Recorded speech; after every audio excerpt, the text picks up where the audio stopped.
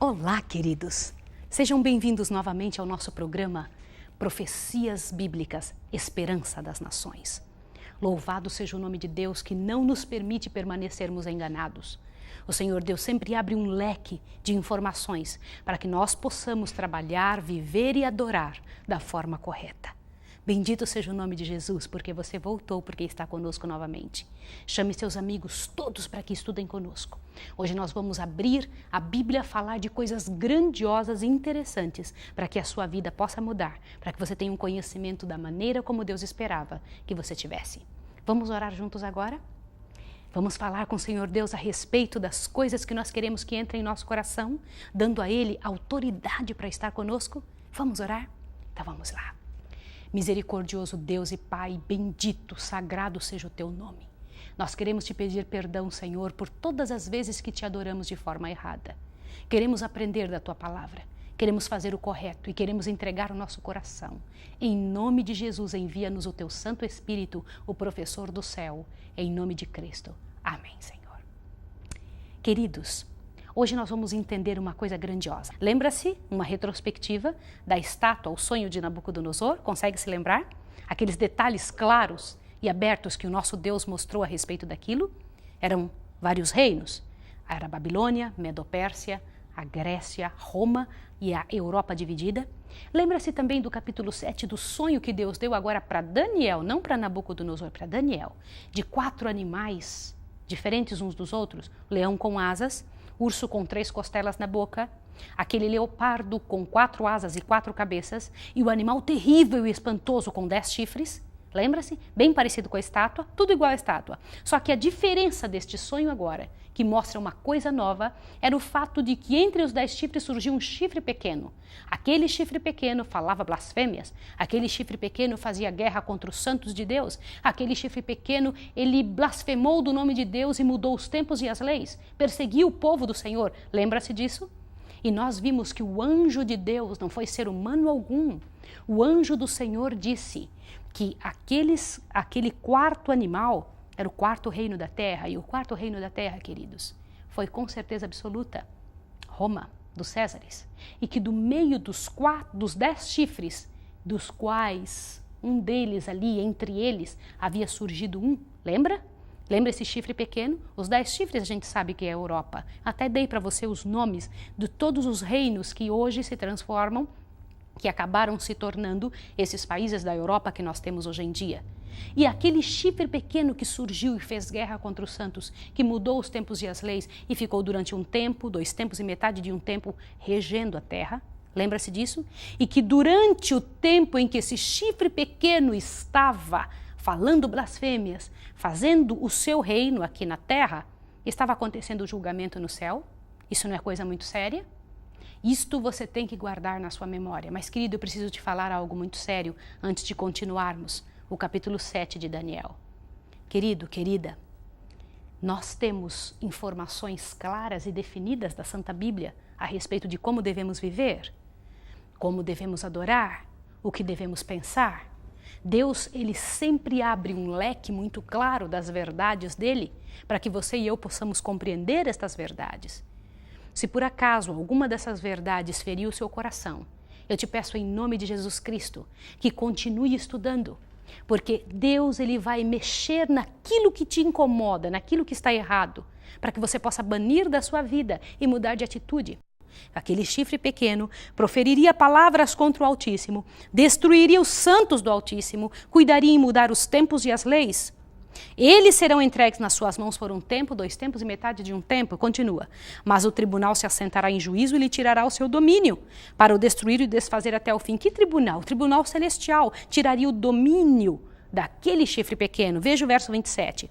O reino e o domínio e a majestade dos reinos debaixo de todo o céu serão entregues ao povo dos santos do Altíssimo. Bendito seja o nome de Deus, louvado seja o nome de Jesus Cristo. Nós fazemos parte desse povo. Todas as pessoas que procurarem saber a verdade, que entenderem a verdade e procurarem obedecer e obedecerem, tiverem o poder de Deus, porque na verdade, deixa eu lhe dizer uma coisa, o Senhor Jesus não é somente salvação, ele também é o poder de Deus. Isso é bíblico. Se o Senhor Deus nos salva, Ele nos dá poder para viver de acordo com as normas que Ele estabeleceu para que vivêssemos. E devemos andar como Ele andou. Jesus é o nosso exemplo de conduta, de testemunho de vida. Você tem que pensar nisso, queridos. Tem que haver mudança na nossa maneira de ser. Continua. O seu reino será um reino eterno. Lembra da pedra? Lembra da pedra que bateu no pé da estátua? O seu reino será um reino eterno e todos os domínios lhe servirão e lhe obedecerão. Aqui findou o assunto, verso 28 que eu estou lendo do capítulo 7. Quanto a mim, Daniel, os meus pensamentos muito me espantaram e mudou-se em mim o meu semblante, mas guardei estas coisas em meu coração. Nós já vimos claramente quais são os reinos. Babilônia, Medo-Pérsia. Babilônia é o leão com asas. Medo-Pérsia é o urso com 3 costelas na boca. O leopardo, aquele com 4 asas e 4 cabeças, o Império Grego, ali Alexandre o Grande. Nós já vimos também que aquele animal terrível e espantoso é o 4º reino na terra, dito pela boca do anjo. O 4º reino é Roma, Roma pagã. E depois nós vimos o chifre pequeno surgindo entre os 10 países que surgiram de Roma. Ela foi desmembrada exatamente como o anjo explicou. Aquele chifre pequeno é a Roma papal, o único poder que perseguiu os santos e que mudou os tempos e as leis e continuou vivendo por um tempo, 2 tempos e metade de um tempo. Mas antes de estudarmos o que é um tempo, 2 tempos e metade de um tempo, é preciso que você compreenda uma verdade muito clara com relação ao santuário de Deus. Eu preciso que você tome muita atenção nesse momento. Você sabia, eu venho falando desde o início que Deus morou entre os homens. Sabia que Deus teve uma casa aqui? Se você fosse buscar uma casa para você morar, como seria esta casa? Quantos quartos você imagina que precisaria para a quantidade de filhos que você possui, para a quantidade de pessoas que você quer receber na sua casa? Deus, quando veio morar entre nós, a casa dele tinha somente 2 cômodos. Só 2? Só 2 cômodos. Você fala, não, mas ele vivia sozinho e íamos milhares de anjos. E o poder que Deus tem e a capacidade, e ele é dono de tudo, não é? Ele é tão rico, poderia ter feito uma casa imensa. Eu me lembro uma vez, quando eu morava num outro país, que eu fui levada numa casa que morava só um casal de velhinhos. E a casa deles tinha 42 quartos. Você já pensou algo assim? Era uma grande mansão. Mas, queridos, Deus, o Deus eterno, tinha uma casa com 2 cômodos somente e um quintal. Gravou isso? Eu quero que você grave esse detalhe. Agora, se a casa de Deus tinha só 2 cômodos, os nossos aqui chamam sala de estar, sala de jantar, quarto, cozinha, como eram chamados os cômodos da casa de Deus? Lugar santo, lugar santíssimo. Simples assim. Fácil de você gravar, não é? Existia o lugar santo e lugar santíssimo. E o quintal Deus chamava de pátio. Tá bom? A parte de fora. Tá claro? Fácil, não é? Onde eu encontro essas informações? Estão lá no Velho Testamento em Levítico, porque Deus deu claramente esta ordem para Moisés. Agora, eu quero que você comece em Êxodo, porque Deus fala disso com fé, com detalhes muito claros, cada um deles de como ele queria que fosse feita a casa dele. Vai na sua Bíblia, abre junto comigo, nós precisamos ver esses detalhes todos. Vamos lá. Êxodo 25, tá bom? Êxodo 25, abriu? Vamos ler juntos agora, Êxodo 25. Olha que interessante que Deus fala do verso 1 em diante, diz assim: Então disse o Senhor a Moisés, fala aos filhos de Israel que me tragam uma oferta. De todo homem cujo coração se mover voluntariamente, dele tomareis a minha oferta. Essa é a oferta que recebereis deles: ouro, prata, bronze, estofo azul, púrpura, carmesim, linho fino, pelos de cabras.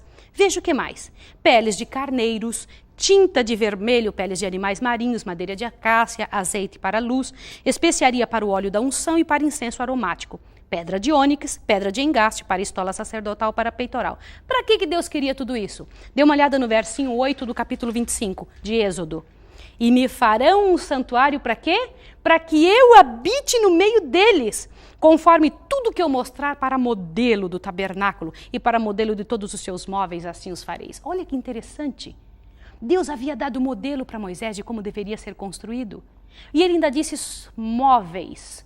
Que móveis deveria ter dentro da casa? Eu vou explicar para você de forma bem fácil, nunca mais você vai esquecer. Lembra, a casa de Deus tinha só 2 cômodos e um pátio, um quintal fora, tá bem? Como é que funcionava isso? Grava na sua mente agora. No pátio tinha só 2 móveis. Nos pátios da nossa casa, nos nossos quintais, a gente coloca cadeiras, coloca ali plantas e uma série de coisas. Na casa de Deus, ele pediu só 2 móveis. Quais eram os 2? O altar de sacrifícios, tá bem? Gravou? E uma pia com água. Só isso. Isso ficava na parte da frente. Assim que se olhava para o santuário, se via, a primeira coisa que se via no pátio era o altar de sacrifícios. Depois se via a pia com água. Para que servia? Logo, logo eu vou te explicar. E dentro da casa de Deus, a casa propriamente dita, lembram? Eram 2 compartimentos, lugar santo e lugar santíssimo. No lugar santo, que móveis é que era para existir? Deus que deu as instruções. Eram só 3 móveis. Na parte de fora, 2.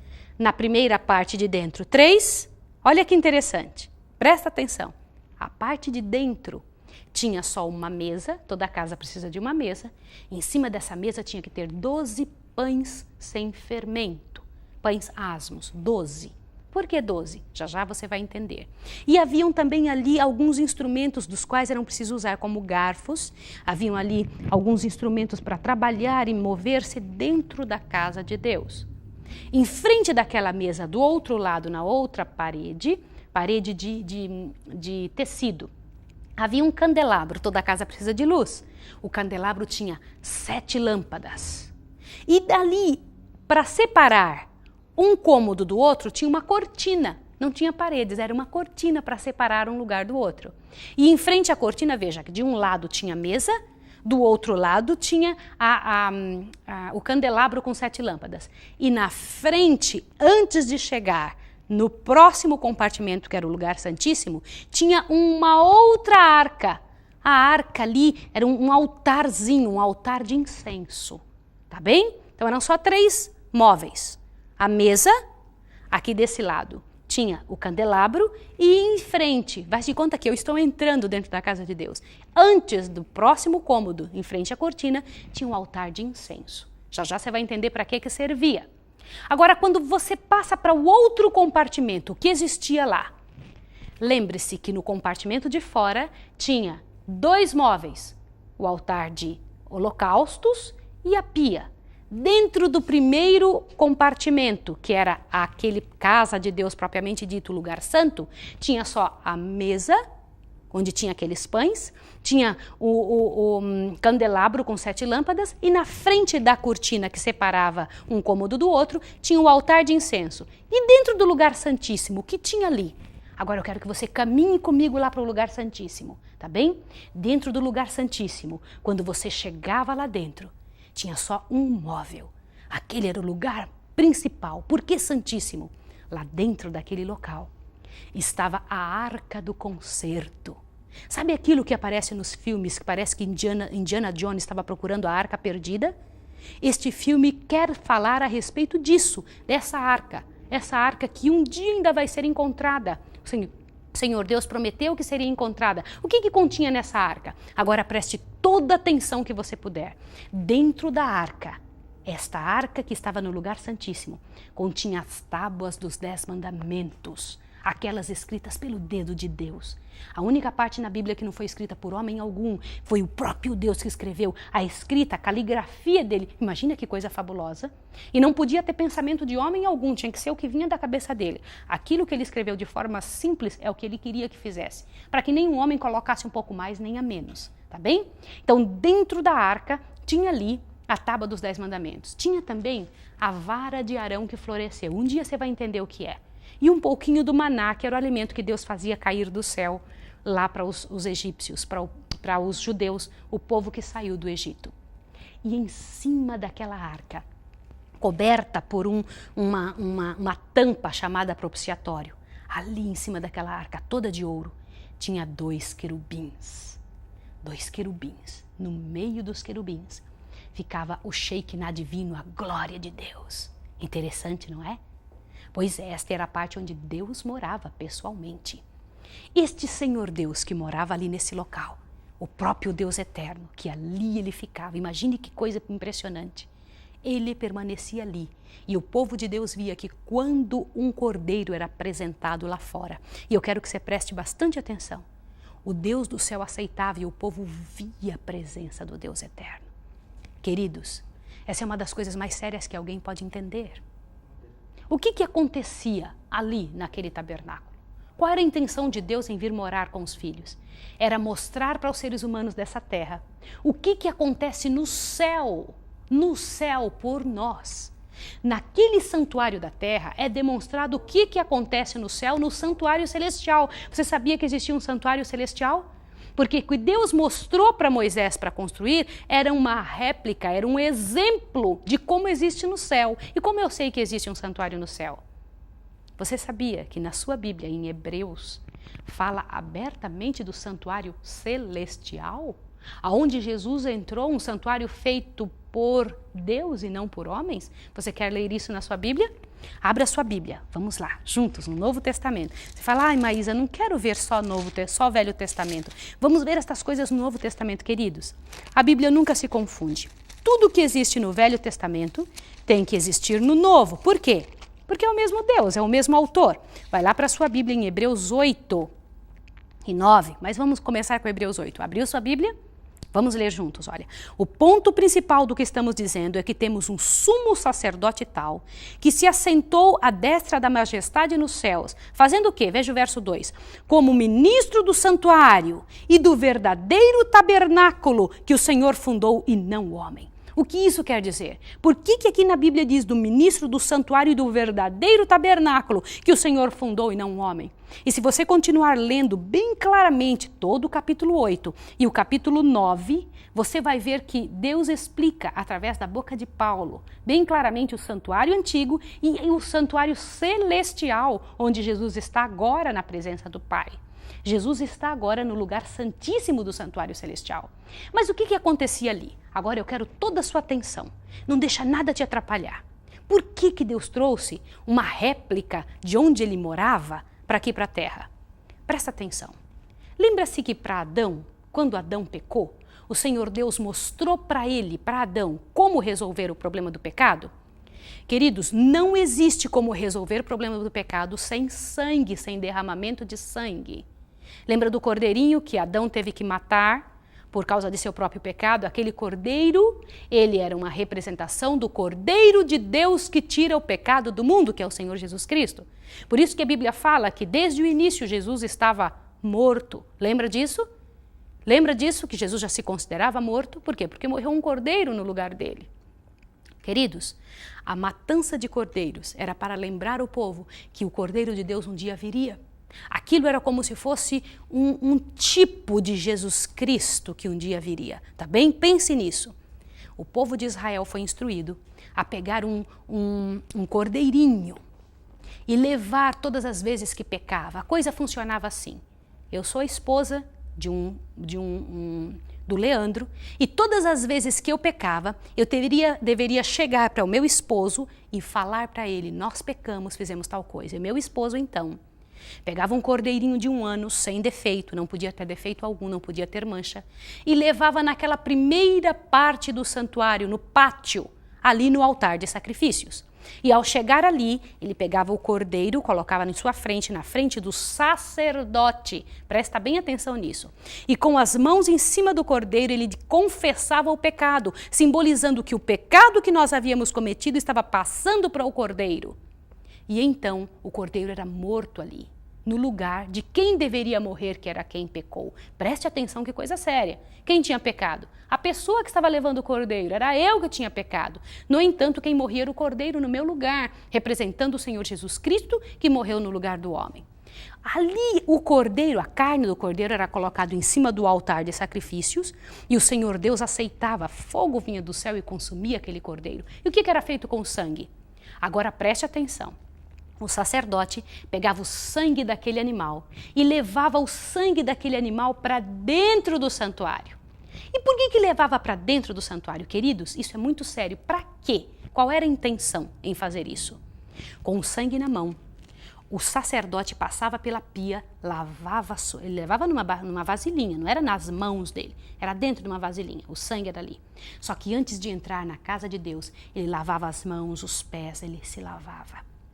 Representando o batismo. Ninguém pode chegar na presença de Deus sem o batismo, tá bem? Ao entrar dentro do santuário, no primeiro compartimento, lugar santo, ele passava pela mesa, passava pelo candelabro e ia lá na frente, ali onde estava aquele altar de incenso. Além de oferecer incenso, que segundo a Bíblia em Apocalipse diz que o incenso são as orações dos santos, oração das pessoas, Presta atenção. Ele pegava aquele sangue do cordeiro que tinha sido morto lá fora e pegava e aspergia nas 4 pontas do altar. Ficava ali marcado que aquela pessoa lá fora tinha pedido perdão. E pegava um pouco do sangue, agora presta atenção nisso, e aspergia na cortina. Aquela cortina que separava um lugar do outro. Por que aspergia na cortina? Preste atenção nisso. Esta cortina representa os livros do céu onde estão registrados as nossas ações, o que nós fazemos e quando pedimos perdão perante o Senhor Deus do universo. Isso o sacerdote fazia continuamente, de manhã e de tarde. Todos os dias, pessoas eram levadas na presença do Senhor através daquele sangue, entendeu? O representante do povo era o sangue do Cordeiro, assim como o representante nosso no céu é o Senhor Jesus Cristo. Veja o paralelo, que coisa linda. Tem que ficar claro isso na sua mente para você entender o que está acontecendo no céu por nós. Meus queridos, toda esta revelação era Deus mostrando em audiovisuais para o povo o que acontecia no céu. Agora preste atenção, uma vez por ano acontecia algo fabuloso.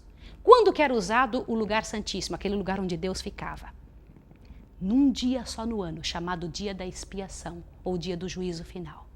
Aparecia um homem chamado sumo sacerdote. Este homem sumo sacerdote, ele vestia as roupas de sumo sacerdote, que eram roupas especiais. E ele chegava lá fora, e então ele tocava uma trombeta dizendo o seguinte: dentro de 10 dias vai acontecer o dia do juízo final. As famílias todas que moravam ao redor do tabernáculo colocavam a sua mente para pensar: o que eu fiz de errado? Como é que foi minha vida? E então eles ficavam esperando no segundo dia a trombeta, terceiro dia na trombeta, lembrando o povo: o que vocês estão fazendo? Agora preste atenção.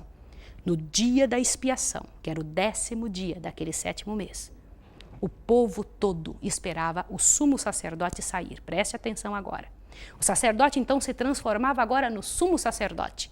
E este sumo sacerdote mandava trazer um cordeiro para ele, para que ele oferecesse por ele e por sua família. Que cordeiro era esse? Ele sacrificava do mesmo jeito que o povo, pedindo perdão a Deus por ele e por sua família. E quando ele acabava de fazer esse trabalho, ele mandava trazer 2 bodes. É muito importante você entender isso. O que significavam esses 2 bodes? Um era um bode para o Senhor, outro era o bode para Azazel. Isso tudo está em Levítico 16. E no próximo estudo nós vamos detalhar isso que estamos lendo, tá bem? Este bode Azazel era aquele que representava Satanás. O bode para o Senhor representava Jesus. O que ele fazia então? Ele avisava o povo que nesse dia ia fazer a purificação do santuário e o povo todo. Por que o santuário precisava de purificação? Lembra daquele sangue que ficava na cortina? Lembra disso? Ficava ali marcado o pecado da pessoa. Lembra que o pecado da pessoa passava para o sangue do cordeiro? Tá lembrado disso? Isso é sério. Neste dia especial chamado dia da expiação, o bode que era para o Senhor, eu quero que você grave bem isso, ele era morto pelos pecados do povo todo e pelo santuário. Era queimado ali o corpo lá no pátio, no altar de sacrifícios, e o sangue então, agora eu quero que você preste bastante atenção, daquele bode, o sumo sacerdote, depois de lavar as mãos, passava para dentro do lugar santo. Agora acompanhe-me nessa trajetória. Passava para dentro do lugar santo e não apresentava este sangue antes da cortina. Ele passava após a cortina e entrava no lugar santíssimo. E lá no lugar santíssimo, ele tirava então na presença de Deus, com o sangue daquele bode, e aspergia, tirava aquela tampa de cima daquela arca da aliança e aspergia em cima da tábua dos 10 mandamentos, significando: Senhor, nós cometemos um pecado contra e quebramos as tuas leis e estamos trazendo sacrifício pelo nosso pecado. E então ele limpava todo aquele lugar que estava cheio de incenso que ele colocava ali. Era algo muito solene. E então o que ele fazia? Me acompanhem mais esse detalhe. Então o sumo sacerdote pegava tudo que existia ali dentro, a cortina suja com os pecados do ano inteiro e tudo que existia que não estava correto, e então levava lá fora no pátio onde estava esperando aquele bode, o bode Azazel. Lembre-se que ele não morria pelo pecado de ninguém, ele não representa Jesus. Jesus era o outro bode que morreu. Ele recebia os pecados porque ele era o autor dos pecados. Jesus só resolve os problemas e os pecados de quem o aceita como Salvador. E de quem não aceita? Recai sobre eles mesmos e sobre o inimigo. Olha que coisa séria. Esse negócio é muito sério, isso representava o grande plano da redenção de Deus. Todas as coisas que aconteciam e que vão acontecer, pela graça de Deus, até o final dos tempos. E então o que acontecia? Se alguém não tivesse pedido perdão naquele dia, morria lá fora, representando o dia do juízo final, que o nosso sumo sacerdote, que é Jesus Cristo, nosso advogado, está perante o Pai resolvendo os nossos problemas. Mas no dia que ele disser está feito, quem não resolveu sua vida vai estar entre aqueles que vão morrer, como Satanás e seus anjos. Isso não é uma coisa muito séria? Preste atenção nisso, meu querido, minha querida. É preciso você compreender essas verdades com amplitude. Daqui para frente, nos nossos próximos estudos, nós vamos todo momento falar sobre o santuário celestial, porque a partir de Daniel 8, todo o tempo a Bíblia fala sobre o santuário celestial e o santuário da terra.